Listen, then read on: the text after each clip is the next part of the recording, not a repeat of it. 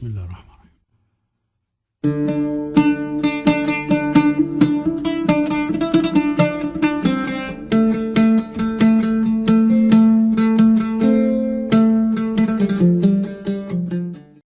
I sort of now call it Emancipation and the Minority Question, 1789 to 1923. Emancipation and the well. Let's if you want, we can talk about that now. Let me just start off by saying that folks will see a slide that has a from 1908, produced by Rum. They're Greek Ottomans who haven't left for the new nation state that was formed with French and British and Russian help in the Peloponnesus in the 1830s, and they're still loyal Ottoman subjects. They are writing novels in Turkish written in Greek letters. They're the Greek Yiddish. And the picture you'll see is of smashing the change and revolution. And down below, it'll be Vive la Constitution,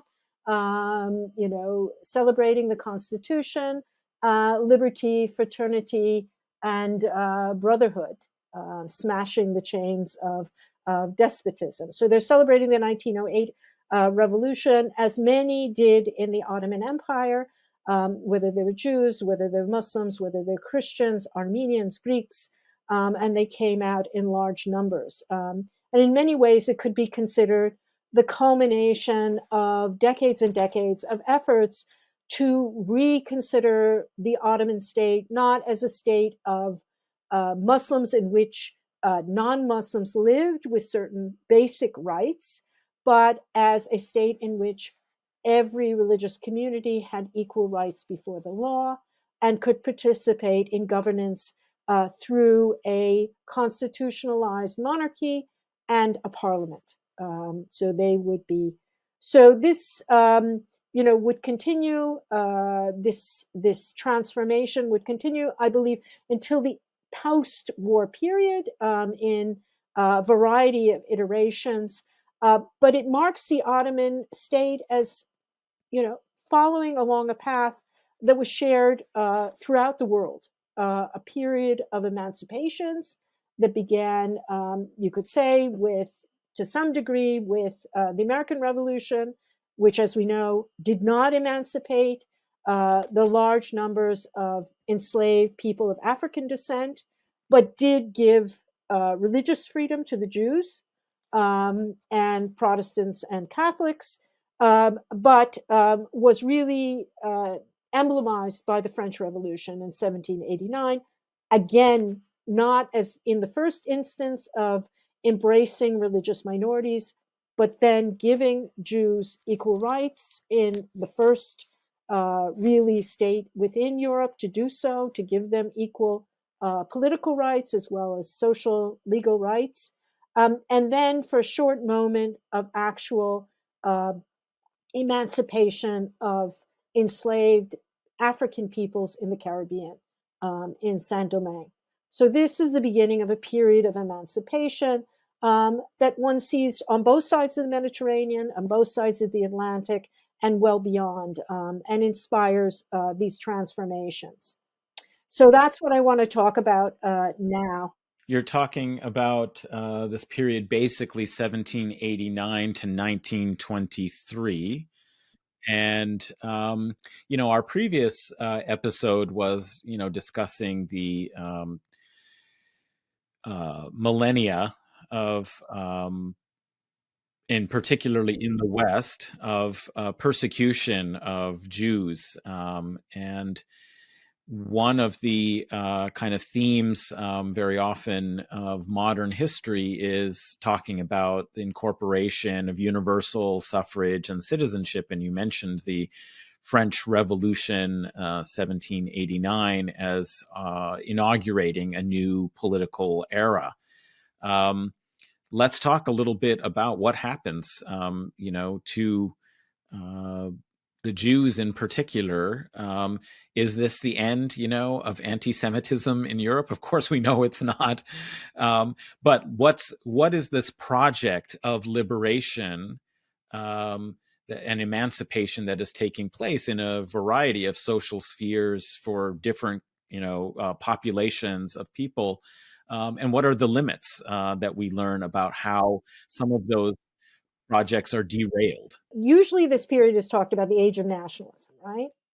And what you see in this, in the French Revolutionary moment, you get nationalism, the first development of not only a territorial ideological project of the nation state and the sovereignty of the nation.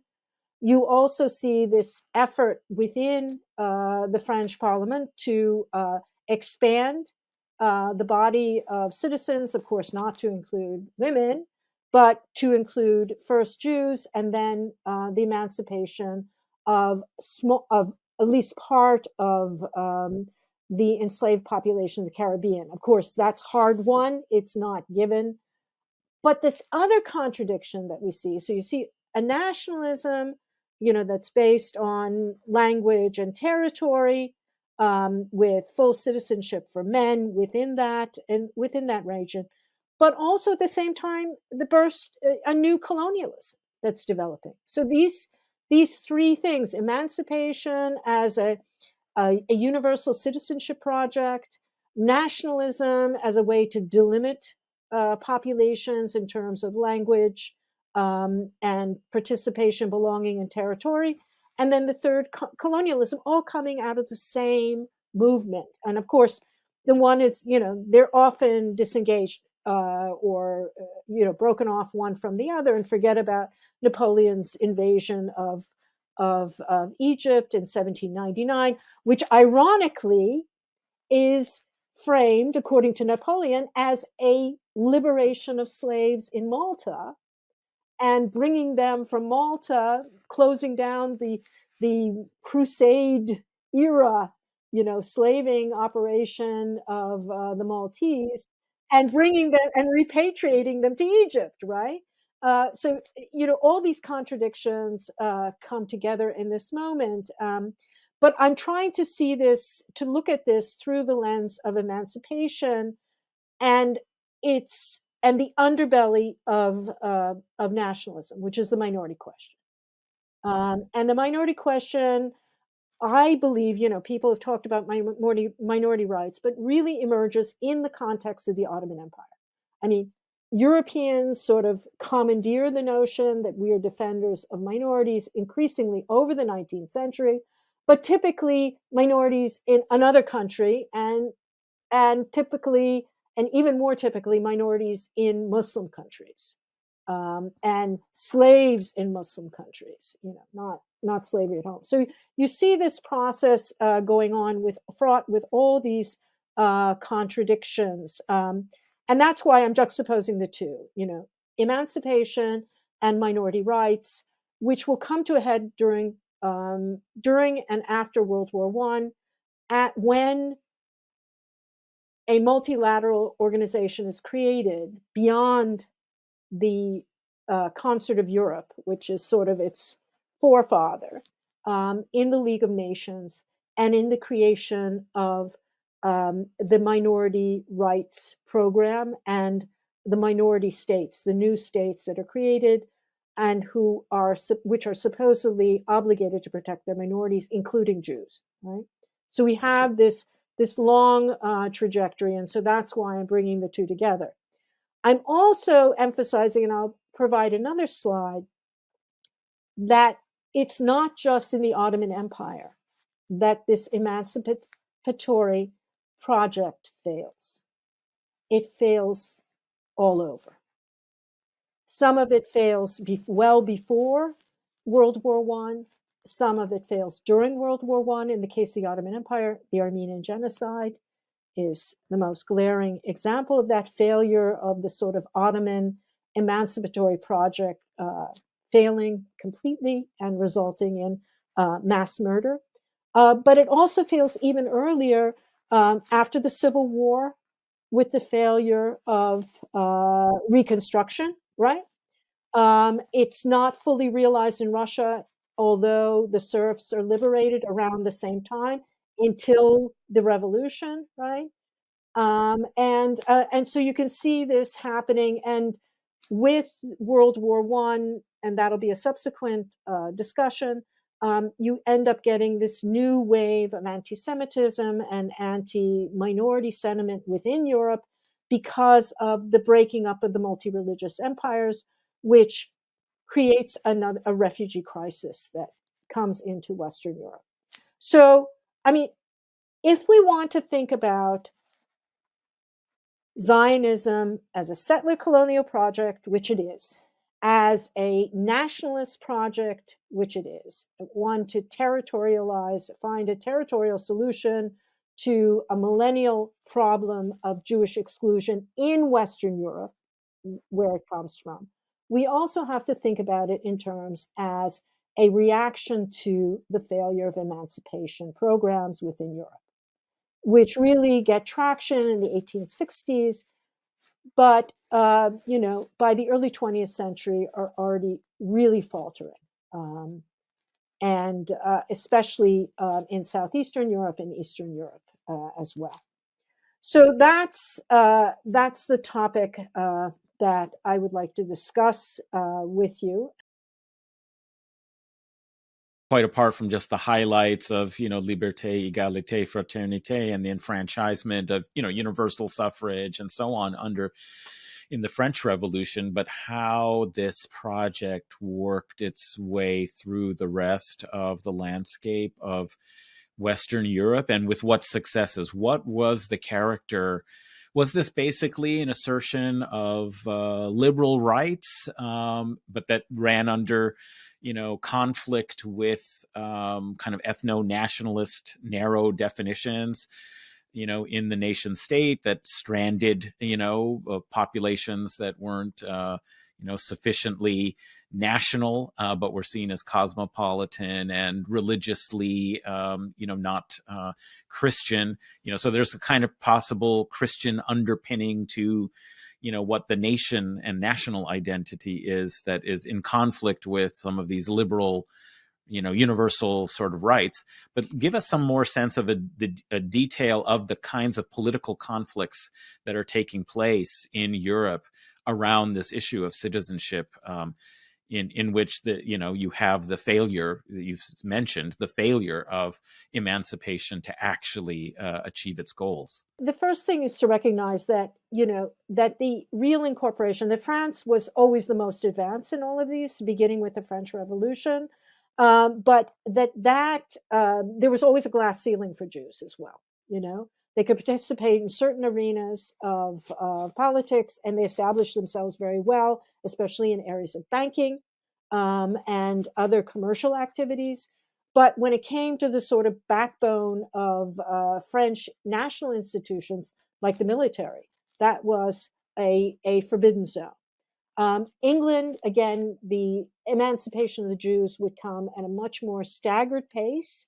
And those people who would actually participate in politics and who actually rose to prominence in politics, like Benjamin Disraeli, were Jewish converts, although they could never lose their Jewishness and were constantly the targets of anti-Semitic smears, including Disraeli's very seemingly favorable relationship with the Ottoman Empire, going back to the Jew as the ally of the Muslim. He was soft on the Turks because he was soft on the Jewish Turks. He was a conservative. Yeah, the liberals took it out on him.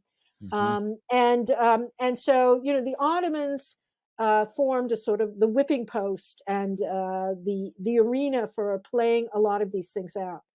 But in the rest of Europe, in Germany, in the Germanies, and in Italy, these things came into these new constitutions that were created in the 1860s because these states were only unified at that point. So if you think about the broad expanse of Europe, the emancipation programs really start going in the 1860s. They're sporadic, they're limited to cities. I mean, they go way back in places like the Netherlands, where individual cities had actually already included the few Jews who were part of those cities, going back to the 17th, 18th century. But in England, it was a much slower process, and certain zones, politics was forbidden unless you were a convert. In France, of course, the military was the glass ceiling in terms of participation. Jewish emancipation, perhaps in Germany and Italy, was more comprehensive because it was built into the new formation of these states. So these states were coming together just at a moment when these emancipatory programs were underway. In the Ottoman Empire, which is often neglected, they were already there in place, and they were already had their seeds going back to late 19th century, late 18th century, and even more so in the early 19th century when Mahmud II, Sultan Mahmud II, tried to eliminate sumptuary differences between people by banning, by enforcing the fez, and thereby eliminating, the headdress that Muslims wore, Christians wore, Jews. So there's an attempt, and I would argue that what happened in the Ottoman Empire, of course, with many, problems, bloodshed. I mean, things didn't happen smoothly, and they certainly happened after or alongside revolts of a nationalist form, as in Greece and Serbia, so in the Balkan regions generally. But they took a unique sort of way. They were preceded by attempts by the Sultanate and the ruling bureaucracy to create neutral spaces. They didn't try to assimilate people in the way the French did, or the way the Germans, the Italians did. You didn't have to assimilate, to the ruling religion, the dominant religion, but instead to try to create these neutral spaces in public space where you would eliminate difference on the basis of dress.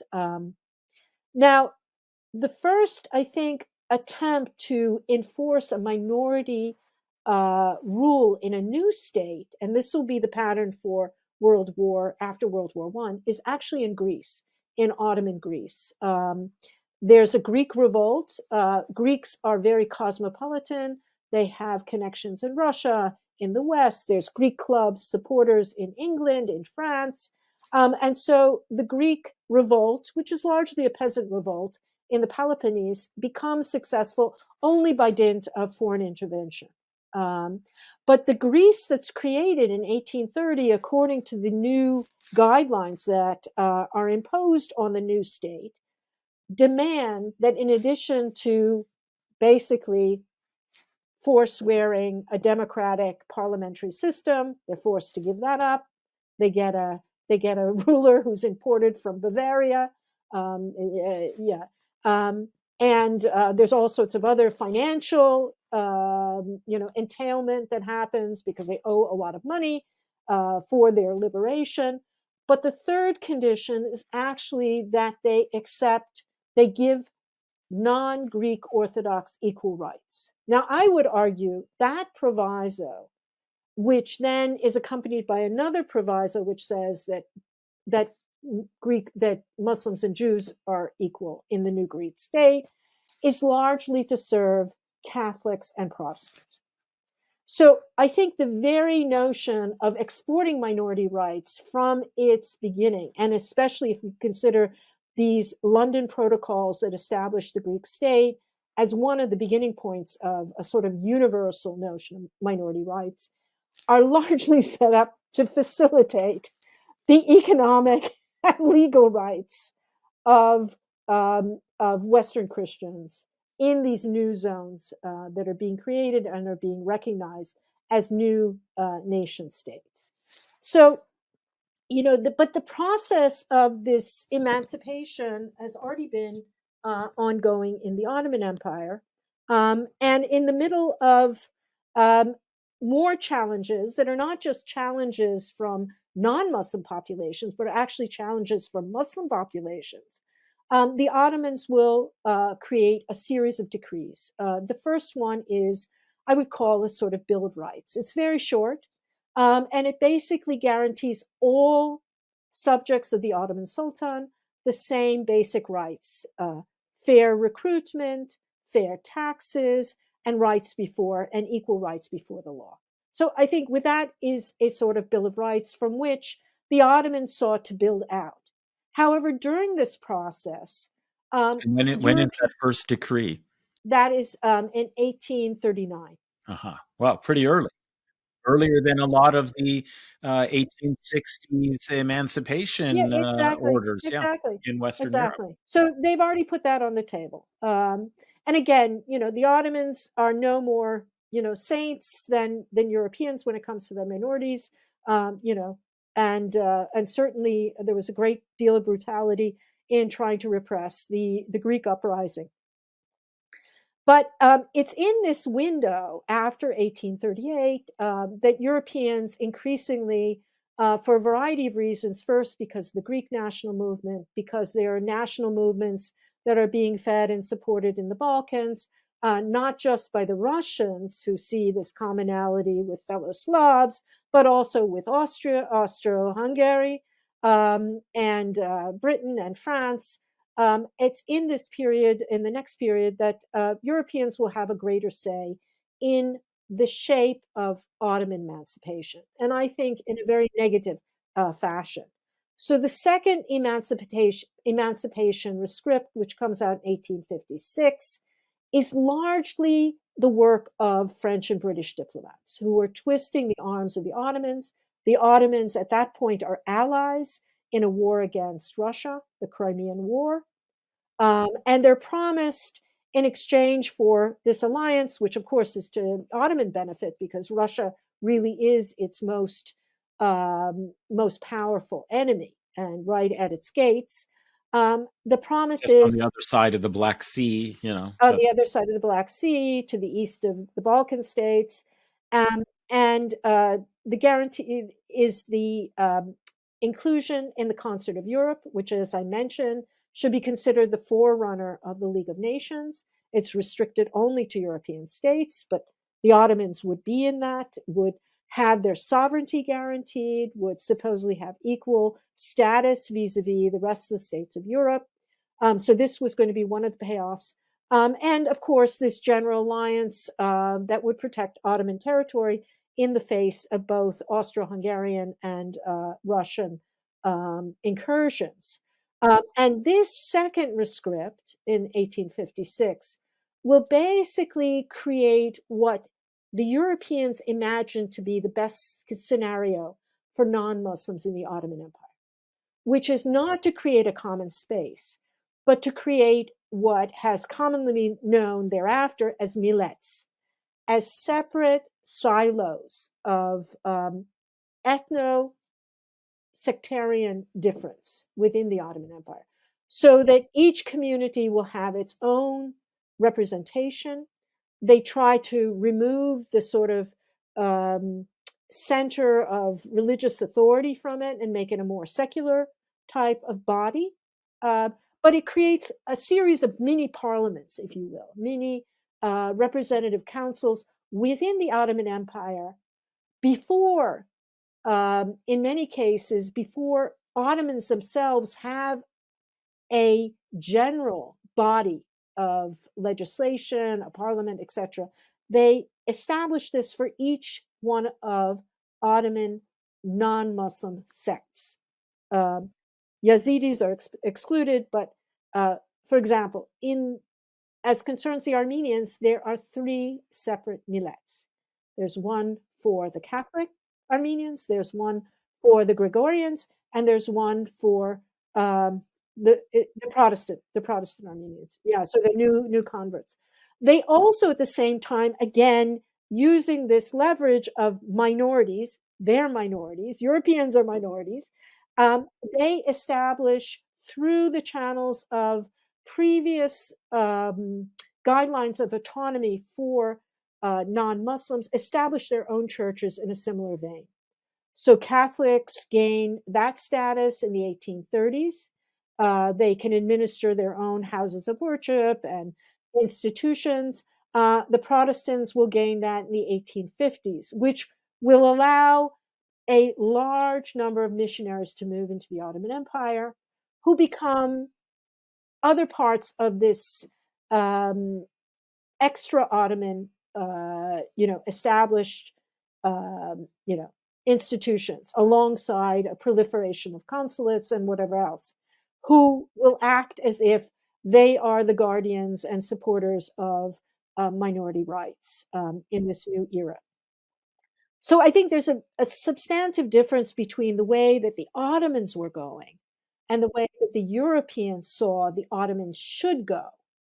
And that way of championing minorities, I think, is closely tied to, not only the economic perspectives of Europeans, but the idea that Europeans should not be subjected to rule. This goes back to the Crusades by non-European Christians, right?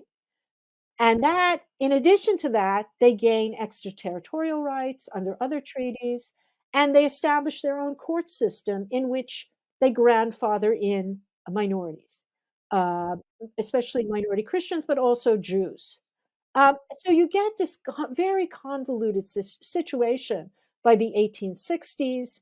Um, and I think when we think about, what goes wrong in the Ottoman Empire during this period in terms of Muslim, non-Muslim relations, it has a lot to do with this type of intervention generally, but specifically how Europeans, because they do not trust Muslims to create a system of equality for non-Muslims. And they have to subtract them out of that system and create autonomous spaces for them, which puts non-Muslims on a very different trajectory than the broader Muslim society and creates all sorts of antagonisms and grievances as the majority Muslim population sees, Christians not only getting these extra benefits from the connections with wealthier European states, but also see themselves locked out of them. And so this development over the 1860s, we see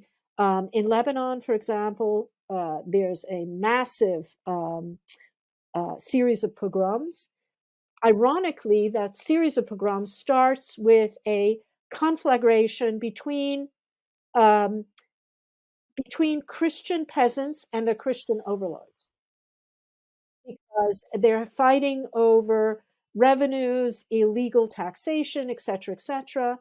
But it's in a period of heightened tension about these type of interventions, and it ends up creating a conflagration which consumes not only Mount Lebanon, but goes way up into Syria, ends up with the entire population, Christian population of Damascus, being killed, with the exception of those who were saved by the hero of the Algerian resistance, Abdul Qadir. Abdul Qadir Sufi, yeah. Yeah, he's in exile there. And interestingly enough, although people rarely mention it, the Jewish community is completely unscathed. It's specifically, it ends up being a Druze slash Muslim and Muslim confrontation with Christians. And this is a very interesting moment because it's clearly tied to this kind of interventions. There's tension there, there's worries, there's fears of greater European intervention in this, but it also creates this opportunity for a multilateral response to interreligious violence. And this is the only time that it's carried out. A French, British, and Ottoman military intervention begins, where the Christian populations who are uprooted and made refugees are given help and are protected. The violence is quelled, but justice is left to an Ottoman administrator. And he is a very high ranking, very experienced politician, diplomat, as well as military official. And he goes to Damascus, and the first thing he does is he shuts down the telegraph so that there can't be any communication outside. He holds an extraordinary trial. He convicts hundreds of Muslims, some on the basis of only a single testimony by a single Christian witness. And he jails people. He executes people, and he sends others into exile. So there's actual accountability. On top of that, there's reparations. The community in Damascus, he'll move on to Beirut, and he'll have a similar trial, extraordinary prosecutorial situation there. But in Damascus, he organizes reparations to repay the Christians for their losses, to rebuild their churches, and everything else. So it's an extraordinary moment, and it shows the possibility of some sort of multilateral cooperation that assigns to the Ottomans the justice that comes at the end. I mean, they weren't able to suppress the violence, and they might have required extra help. But in the aftermath, they were able to secure the peace. And there was no such type of violence that would happen afterwards. Now, you know him as well as I do. Engin Akarlı wrote a very famous book on this, of what happens afterwards. And Lebanon becomes a model for what a multi religious state or what a multi religious administration can look like. And it puts into place a formula for who's going to govern cities. It's one of the areas where the governor is traditionally a Christian, but not a Christian of the same sect as the majority in Lebanon. So he's either a Catholic or a Greek. And there's a civil code that's created in the aftermath, which serves to maintain the peace and stability in Greater Lebanon ever after. So there's a way in which, on the one hand, the European intervention, when it's unilateral, is very destructive and creates this kind of untenable inequalities in the system. And on the other hand, when it's collaborative, when it's not just there to, take as much as possible and create new inroads into Ottoman society, as what happened in the aftermath of the 1860s, it can be actually constructive. Unfortunately, what will happen in the Ottoman Empire, and again, this is 1860, this is exactly when Germany, Italy are coming into their own and becoming new nation states. Within And are wrestling with the question of Jewish emancipation and political rights. Yes. Right. In the aftermath, in the next years, the Ottomans create multi religious councils in provinces. Okay, now before you go into some of these other kind of developments and political features that represent something like an alternate pathway that may have been possible, I did want to go back and ask you a little bit more about these capitulations and these interventions to carve out through their creation of siloed, separate, confessional communities and forms of administration and governance within them that undermine this larger possibility for an Ottoman collective state, liberalization, you might say, or equalization of political rights. Very often, this so-called millet system, which you're suggesting is something that is developed in the 19th century as a response to British and French intervention as part of a geopolitical alliance that requires compromise by the Ottoman administration so that they can prosecute a necessary defense against or a war against the more looming and important geographically close threat of Russia, of the Russian Empire.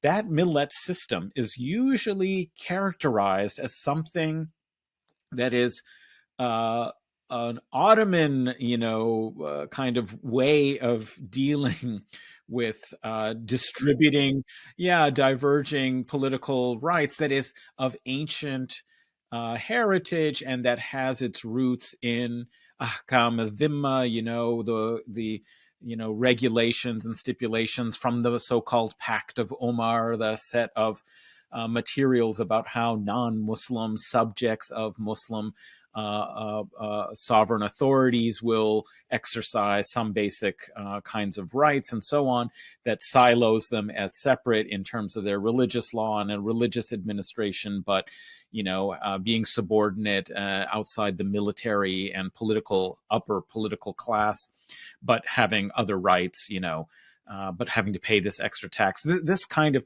incorporation into the state as subordinate, conquered peoples, but whose rights in various ways to religion and their property and so on are protected, is seen as the genealogy, the source for the millet system. That basically that's just a formalization of what were these age-old kinds of arrangements, but that in this case, maybe the British and the French are exercising some kind of supervisory control and patronage over these populations as their external protectors. But what you're telling us is that, in fact, actually, the Ottomans were on the direction since this 1839 rescript that set some basic foundational rights. They were on the path towards a more universalizing of equal. They'd already started with certain social reforms, right, in terms of erasing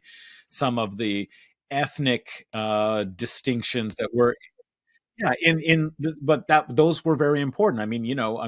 I've given a recent talk. I should really do something more with it, that I called "Clothes Make the Man."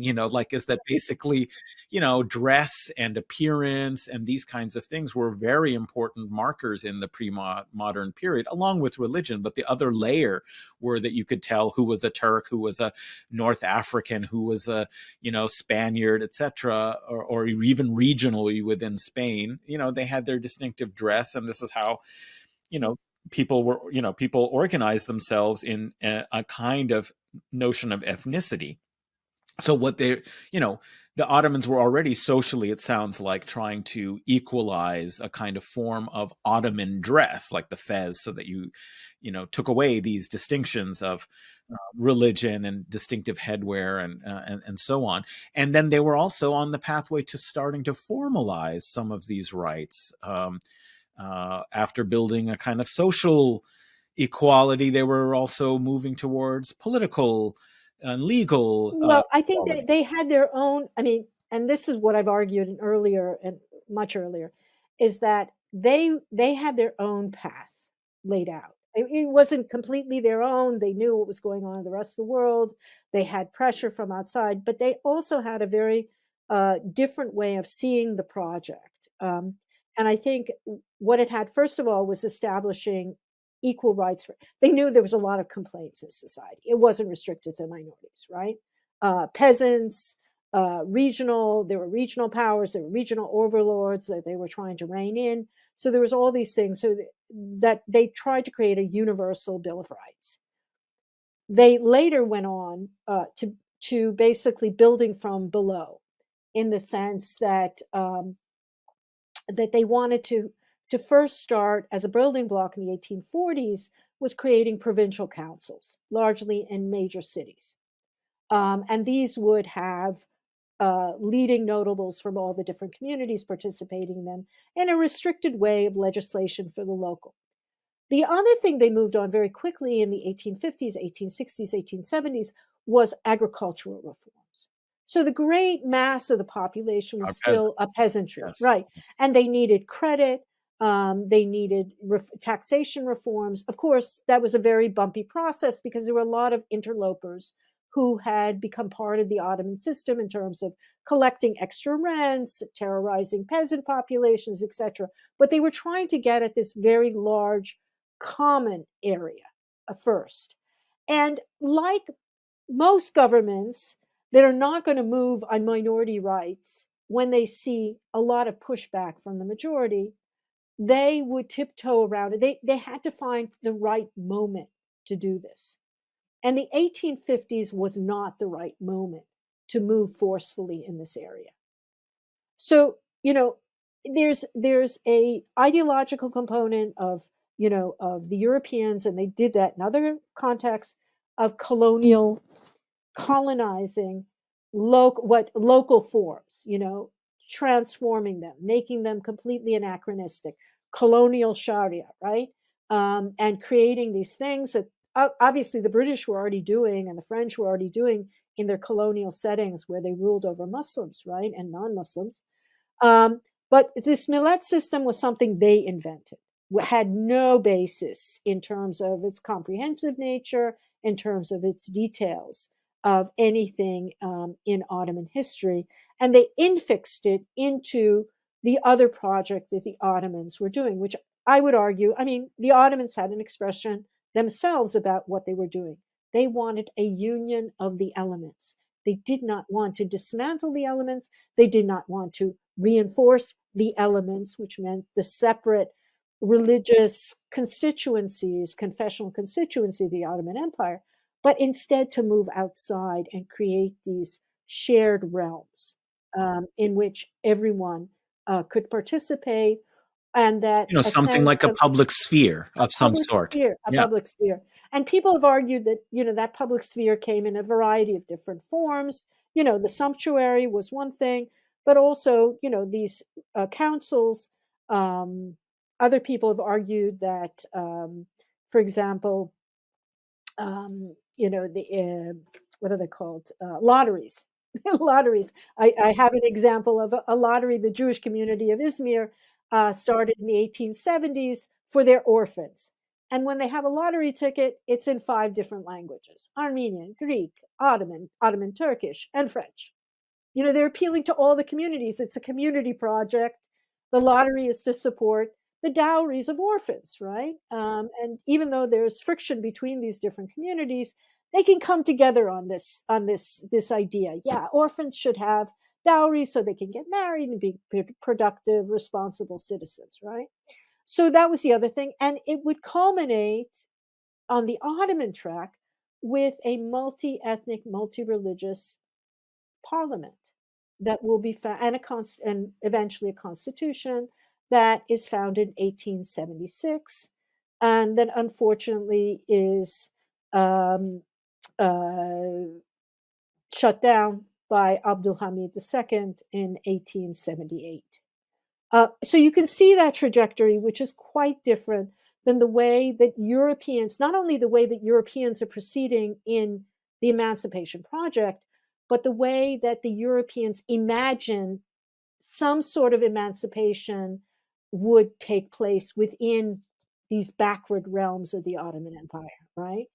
Which, are, inferior to Christian, inferior to European. So we have to have this very paternalistic system and uplift minorities, because otherwise, and because they deserve it, but also because the Ottomans, as Muslims, don't know how to do this. And this is kind of coterminous with their policies in other colonies, whether there are Muslims or not. They're creating these boundaries of difference where the Europeans inhabit the position of being able to judge dispassionately about what's right for everybody. And, colonials don't enjoy those same rights. But where they have populations that they can't, the Ottoman Empire was never colonized in the 19th, century, obviously. But, they're able to put pressure to carve off, these capitulations for specific communities that represents their kind of colonial attitude and approach towards the Ottoman Empire that they've also developed elsewhere where they are governing Muslims, say in India or, and other, peoples of Asia and Africa, and of course in the new world. So that's a very interesting and important point. But it's also, and people have collapsed this term capitulation with the minority rights program, but they dovetail in another way, because the capitulations that are created roughly around the same time as these emancipatory decrees, beginning in 1838, are actually based, are primarily geared to assuring Europeans access to markets, access to resources, and a separate judicial status, extraterritoriality, that they can enjoy while trading in the Ottoman Empire. So they cannot be arrested, they cannot be judged, they cannot be jailed by the Ottoman Empire. So They it's have also, immunity. They have like they have diplomatic immunity. immunity, and we continue to do this. I mean, we, meaning the United States, continues to do this in Iraq, for example, where its soldiers cannot be prosecuted under Iraqi law, no matter what they do, right? So, but the basis, the idea behind those capitulations is that and I think this is a forerunner of the sanction regime. Yes, Is yes, yes, is absolutely. that is that non-Christians, Chinese, Siamese at that point, Thai, Koreans, Japanese, and Ottomans, Muslims by and large, are not capable of establishing their own norms of sovereignty, their own judiciary systems, at the par of Christian systems, Christian Western systems, or economic regulation. And so, therefore, you know, the West Christians are entitled to take the benefit of these terms that they impose on the Ottoman Empire. They start with the Ottoman Empire and they use those capitulations, called the capitulation regime. They export them throughout Asia. And not only are Europeans beneficiaries of these capitulations, but every state that is a post European settler colonial state can also participate. So the Brazilians, the Mexicans, um, are all able, and then later even Greece, are able to get capitulatory privileges in the area of the economics and legal status from the Ottoman Empire on the basis of the fact that they're Christian. So, I mean, these two systems dovetail and they become confused. They're certainly confused in the minds of Muslims, because what Europeans are doing outside the Ottoman Empire are creating a world of Euro Christian privilege, not just white privilege, Euro Christian privilege. And these, you might say, are the norms and practices that then will become instantiated in a global system as international law and trade Oh yeah, yeah, agreements yeah, and so on. yeah. So The winners of the World War One will create the system, and then they'll recreate the system after World War Two, right? yeah, and I mean, also exactly as you're saying, that some of these kinds of practices and regimes do have really old origins. And even if they undergo permutations and apparent secularizations, they're still going back to a practice or a structure that was developed early on. When you said No, sanctions, but they rely on that genealogy that's right. for legitimation, but Yes. they are totally new things. They're completely reified.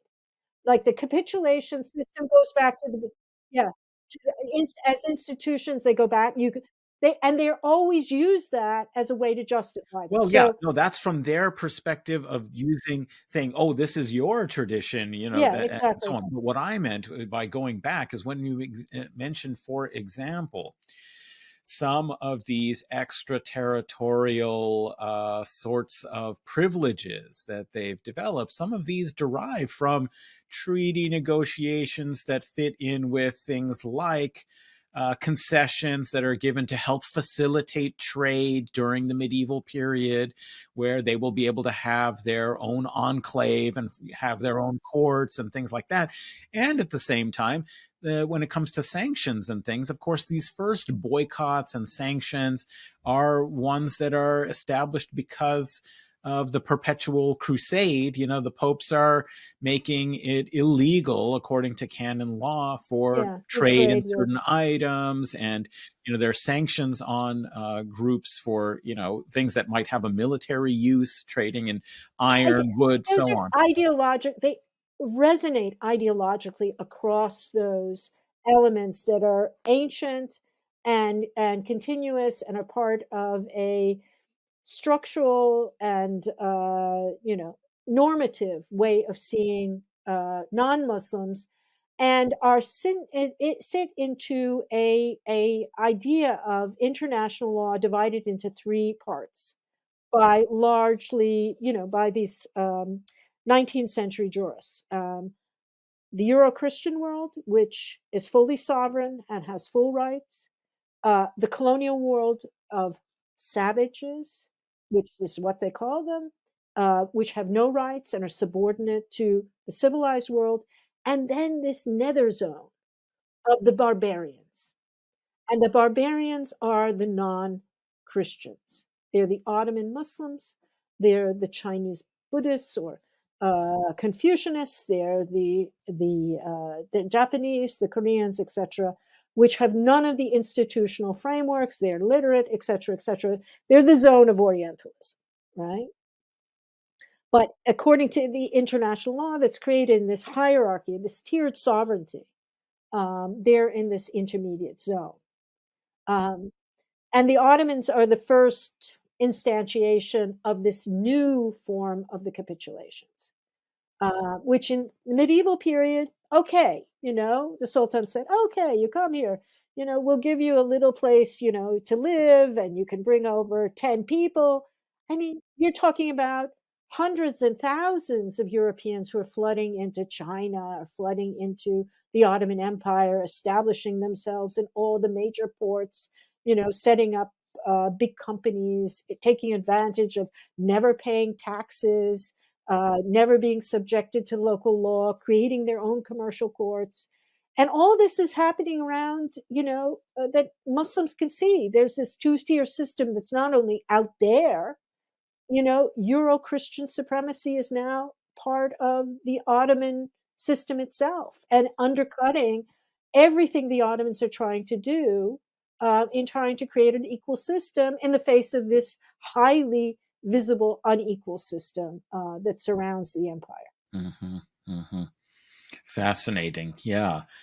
Well, just to kind of complete this kind of topic, really about emancipation and its failures, I'm wondering if we might look back again, finally, to look at later 19th and early 20th century history in Europe. And understand where the limits, that will explode in genocidal violence, against Jews and others who are not well incorporated into the nation-state system of Europe in the late 19th and 20th centuries, and how this is working on both sides of the Mediterranean. So, what are Yeah, the and I think the 1890s, see, 1890s is a period of depression, of economic depression. So that's in the background.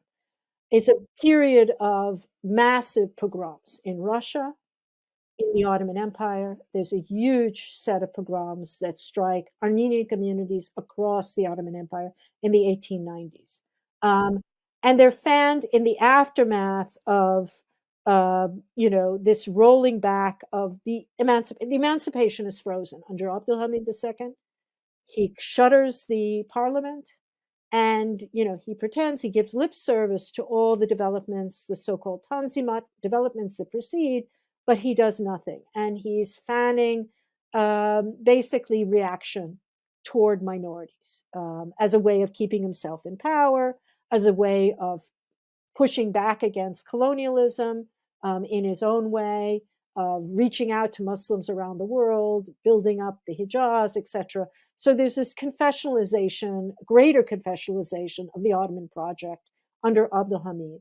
And in the 1890s, uh, the jury is still out to the degree to which the Ottoman central state was responsible. But if you compare it with what happened in the 1860s that I talked about, where the Ottoman prosecutor went into Damascus, he shut down the telegraph so that there couldn't be a sort of spread of rumors and fright and fear mongering and stuff like that. Abdulhamid never shut down the telegraphs, as far as we know, and pogroms that started against in southern and southeastern what is today Turkey spread like wildfire. Tens of thousands of Armenians were slaughtered in cities. Their lands were expropriated in the 1890s. The same is happening in Russia under Nicholas II, right? There's massive pogroms there. And then what happens in this period in France? It's the l'affaire Dreyfus, right? 1890s, right? So you see this period of reaction. Is it connected to the economic conditions, the reaction, etc.? But it's definitely a backlash against these reforms. It's also the period, of course, the end of Reconstruction, terrorism against the Black communities of the South, which will, mass murder in white cities. citizen councils and then Exactly. later the KKK? KKK, yeah. So you can see this era of reaction is global pretty much. And so l'affaire Dreyfus happens at this time.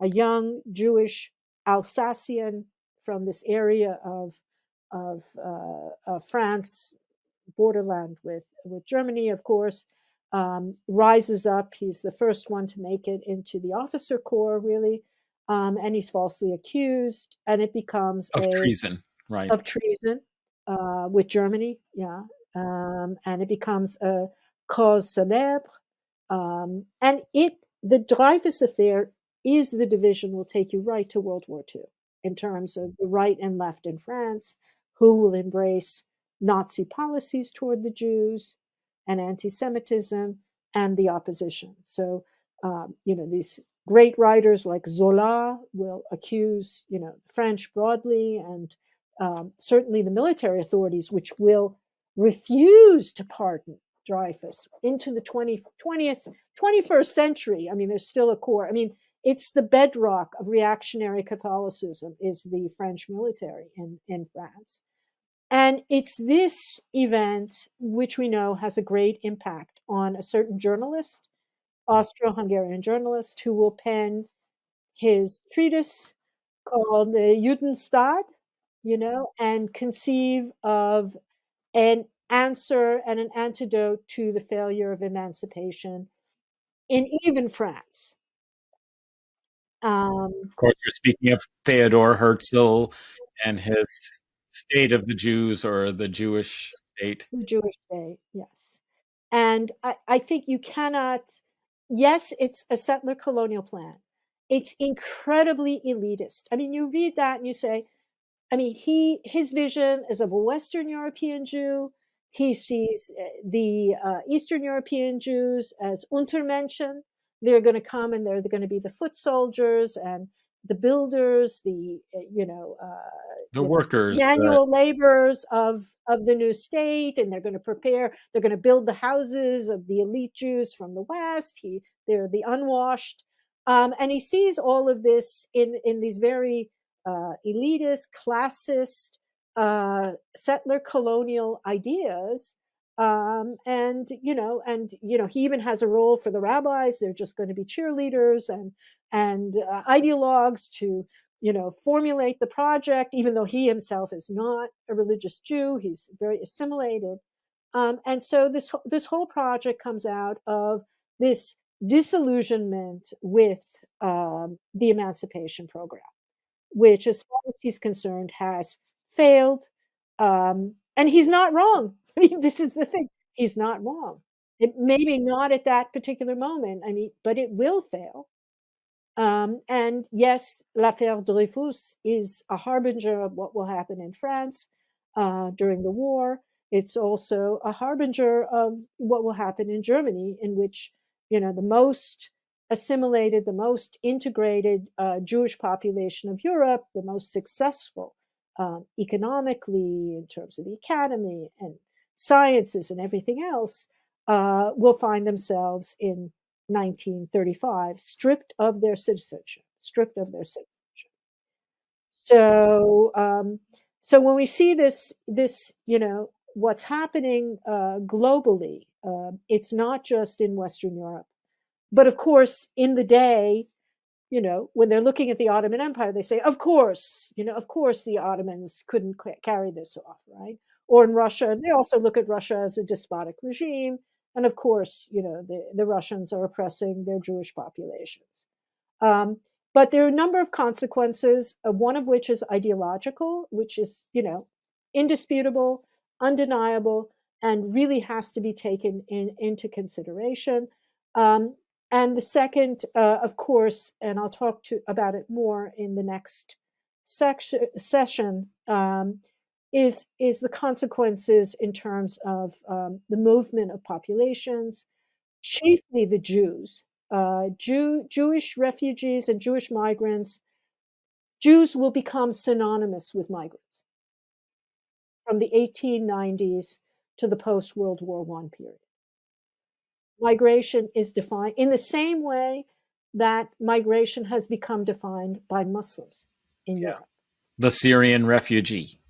The Syrian refugees, yeah, the North African refugees, Of course, most of them being the product of U.S. wars. 38 million of them being the product of U.S. wars in Afghanistan, in Iraq, and then, of course, sweeping throughout the region with, fallout, Maybe, because of yeah, that. maybe as a coda, so that before we get into discussion of the refugee crisis from the 1890s on and through, World War II in our next discussion and episode, but maybe as a coda to this question of failed liberation, failed emancipation projects, you've been talking a little bit about what happened under the Ottoman reform movements and how they were stymied in this kind of backlash of the 1890s. There seems like there was one other, opportunity or moment that is another point at which things could have been quite different. That is right after World War One, when you have the collapse of the Ottoman Empire, but the disposition of the successor states in political arrangements in the region where there had been an Arab revolt. Everybody, kind of remembers T.E. Lawrence and, others, the great Arab revolt. Of course, Arab nationalist ideas had already begun to percolate in that sort of period of the late 19th century. And these were used as part of the ideology of liberating themselves and forming their own nation, so that when World War One is over, there is a real question about how will Greater Syria, for example, be governed. And we have a wonderful colleague who wrote a fantastic book about one of these directions not taken, or not even that it wasn't taken, but was actually suppressed and destroyed aborted by colonial intervention, in this wonderful book, How the West Stole Democracy from the Arabs, by Elizabeth Thompson, a close friend of yours, and who we've interviewed collectively together. But maybe you could tell us a little bit more, for the sake of Yeah, I connecting think it with the rest of that's a the. good, that's the good counterpoint to, the Judenstaat, right? So, while Herzl's imagining that there can only be a Jewish state, his imagination, of course, is confined by Europe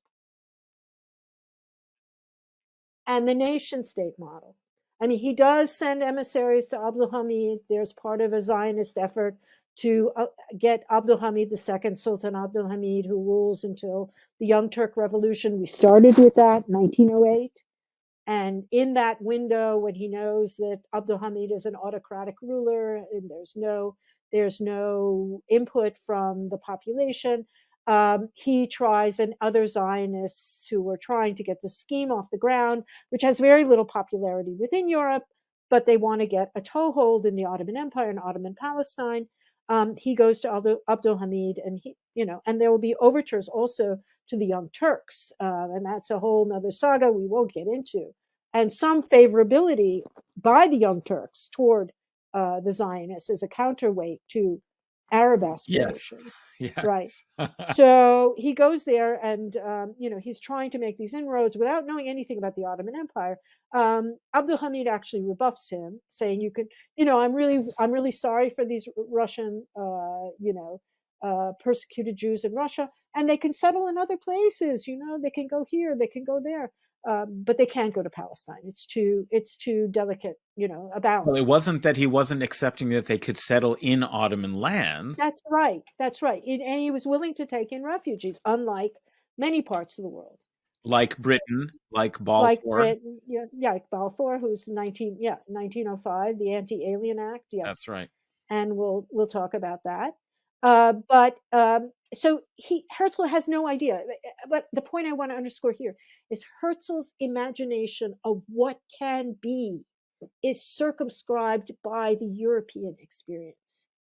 He has no understanding whatsoever of the Ottoman Empire, has no understanding of the Muslim world, of other worlds, of China, everything, like many Europeans, Eurocentric, everything is Europe, and Europe is everything.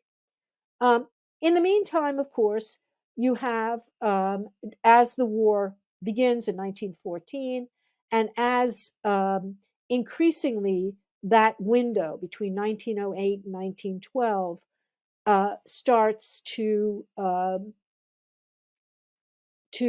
unravel with the Young Turks and a small cabal of Turkish nationalists commandeering the Ottoman state after 1913 and bringing the Ottomans into the war alongside Germany in 1914. You get this great disillusionment within the Ottoman Empire, including among the Arabs, the Kurds, etc., in realizing that uh, basically the Ottomans have started on this path toward a nation state in which Turks will be the dominant group. Turkish will be the dominant group. And and a new nationalist movement is born among the Arabs. Again, territorial is very diffuse, and there are still pro-Ottoman elements within the Arab community, and they're fighting in the Ottoman army at the same time. But they throw in their lots with the French and the British during the war. They pay the price during the war. When the French leave in certain areas, they leave documents behind, and the Arab partisans are killed, are strung up, by the Ottoman soldiers. So they pay a huge price for joining in the war, and they are promised by the British that they will achieve their own independence. Many of these people have served in the Ottoman Parliament. They have considerable technical, you know, intellectual, yeah, administrative experiences, and and they know where they can go and what is possible, and they know how to implement it. And they will find after the war, and even before the end of the war, after the Russian Revolution, 1917, that all their hopes have already been betrayed, and that the French and the British have already decided to divide the Ottoman Middle East among themselves. Right? So in the aftermath of the war, they go to Versailles in 1918, 1919, and to their dismay, find that they've been sold out by this. They also find out that the Jewish communities of the world supposedly have been given license to settle in Palestine, according to the Balfour Declaration, this agreement by Lord Balfour, that's part of this whole package. And they go back, Prince Faisal, who comes from this line of the Sheriffs of Mecca, very high ranking religious line. And he goes back and with Syrian nationalists, which were the core of the nationalist movement, basically comes together. And those nationalists, for a greater Syria include Rashid Ridha, the religious scholar and also the publisher, very important journal, Al Manar. Yeah, Manar. Yeah, and he's instrumental in pulling together disparate communities: Maronite Christians, Greek Christians, Jews, Muslims of different backgrounds, Shia, Druze, together, and they form a parliament, and they hash out a constitution in 1919 and 1920 that has as its in Damascus, yeah, that is portrayed in this travesty of a portrayal in Lawrence of Arabia. Makes it's this very systematic, it's very deliberate, it's very considered. They consider women's rights. It doesn't pass, but women don't get suffrage in much of the world till much later. Um, but they hash out a constitution that has two key principles that are in complete harmony with the emancipation trend and trajectory. The first is to guarantee all males citizenship and equal political, social, economic, and legal rights. And they specifically name Muslim, Christians, and Jews in this greater enlarged area, which will include what is today Syria, Lebanon, and Palestine, and Jordan. And they will include that in one unit, one very viable unit with coastline and different ecological zones. And the second thing is, in order to resolve the something that hadn't been resolved by the Ottomans, which is the role of the Sultan Caliph in this system. what they decide to do is, and Faisal agrees to it, they will create a constitutional government in which the head, the titular head, the nominal head of the government, is King, what here we call King Faisal, no longer Prince Faisal, but King Faisal, and he will always be a Muslim. The dynasty will always be Muslim, but the state and the polity will be a secular state. And that is the compromise they work out. And it's thanks to people like Rashid Rida and the other members of this group that they're able to put this together.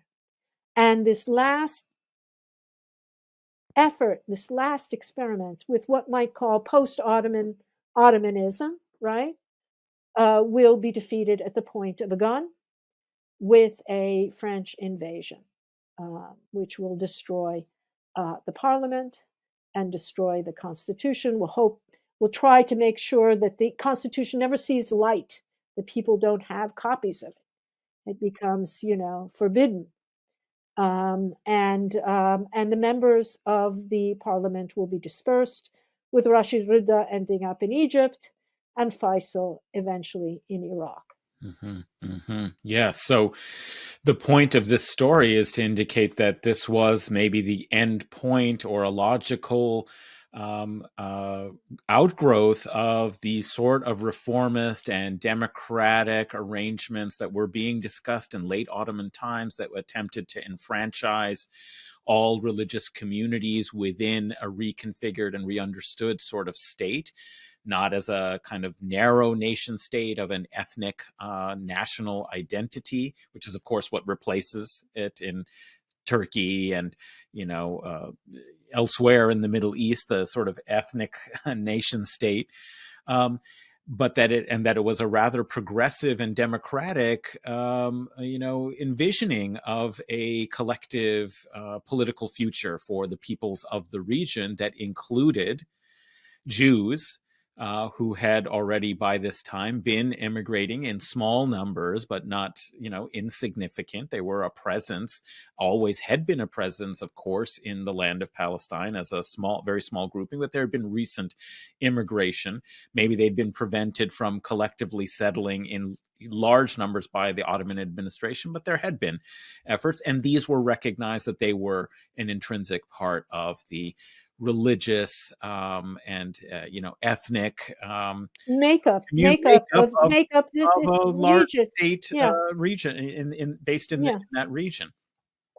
And so and again, clearly talking back to Zionism, which they already were very well aware of the project that was going on, and counterposing this, exclusionary nation state project with an inclusive notion of polity, which the British sort of system, constitutional monarchy, but having taken the Ottoman constitution, the Ottoman parliament to another further step, which they realized could be sustainable and could workable. And I think it's at and I think Professor Thompson, Elizabeth Thompson, our friend, really asks us to ponder this moment, in terms of what could have been, especially when we're thinking what could have been, when we're seeing what's happening in Gaza, when we're absolutely, seeing what's see what's happening in happening in Lebanon, Syria. Yeah, Syria, that's right. and the crime of having destroyed this possibility for an alternative future for the region and its peoples. Absolutely. Well, that's a great point on which to end this episode, discussing the emancipation projects and failed liberation and sabotage of them, in this case by the colonial European powers that contravened their own principles of the Wilsonian free determination of peoples and reimposed themselves. I mean, this is the era where Allenby, right, is coming across the first Christian to cross. the first Christian as a conqueror, not since the days of Saladin, he says, has it been under Christian rule. And you can see that perhaps in some ways the Crusader colonization connection and paradigm ends up subverting the liberation paradigm that had been developed, was limited, and clearly couldn't reconcile and incorporate the legacies of historic exclusion and marginalization, in Europe, and that there were different paths and possibilities available in the Middle East, even in the aftermath of empire, that there were projects for a democratic, multi-confessional state. I mean, thinking of the kind of controversy or the careful way in which the head of state would be a Muslim, but that the state itself would be secular, is a very interesting way of perhaps reproducing something like the Yeah, like British British monarchy. monarchy